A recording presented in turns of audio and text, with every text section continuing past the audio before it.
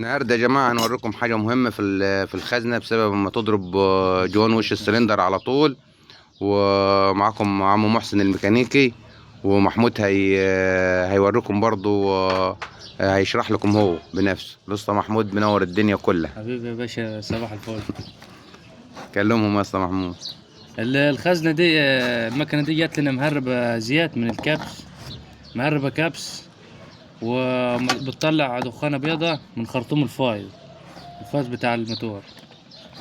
بنلف المروحة، طبعا مفيش كبس. فكنا وش السلندر للخزنة، لقينا الجوان متاكل من هنا كده، مسرب معانا من هنا. فهي سبب اكلان الجوان من هنا.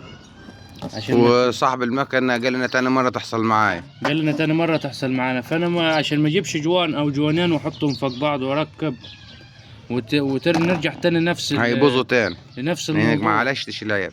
ما عالجناش العياب. طبيعي العياب لقينا الخزنة نفسها متاكلة من هنا كده، ما بين غرفة الحريق والكتينة، متاكلة من هنا. انت ممكن تروح المخرطة تمسها كلها كده. طب مش هتروح المخرطة برضو، في حل تاني وسهل يعني. هتجيب مثلا مبرد زي كده وهتشتغل كده في الخزنة لحد ما تنعم معاك شوية بالطريقة دي كده. بعد كده بلوح قزاز زي كده يا جماعة، لوح قزاز، طبعا القزاز عدل، وفرخة صنفرة مربع زي كده. هتيجي حطه كده وتمسكها مثلا على منجلة او حاجة، هتشتغل تصنفر لحد كده، لحد ما ما هتلاقيها كلها مية واحدة. مش هتلاقي حتة نازلة وحتة، طبعا وانت بالصنفر الحتة اللي نازلة هتلاقيها مش واكلة فيها الصنفرة، الحتة العالية اللي هتاكل فيها الصنفرة هتفضل معاها لحد ما تظبط معاك بالظبط.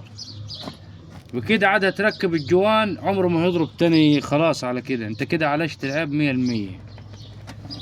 بدل ما تجيب خزنه جديده، بدل ما تجيب خزنة جديدة او كل شوية تفك وتركب جوان مع الشغل. اصلا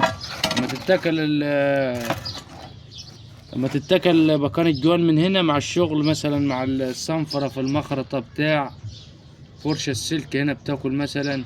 فطبعا لما بتبدأ تسرب الحريق شديد بياكل فيها ازيد، فتلاقي دي اتجوفت، اتكلت قوي. كل ما تركب جوان وهتضرب تاني معاك. حتى لو ركبت جوانين او ثلاثة فوق بعض برضه هتضرب معاك، لان مفيش ضغط هنا، في تسريب. فالحريق ما يجي واكله الجوان يجي قاطعه معاه، تيجي مسرب زيت من تيجي مسرب الكبس، وتسرب معاك دخانة بيضة من خرطوم الفايز. انت لو لقيت المكنه معاك مطلع دخانه من خرطوم الفايز بكميه كبيره، في كذا حاجه. اول حاجه ويعتبر اسهل حاجه اللي هي الجوان متاكل من هنا، ماشي.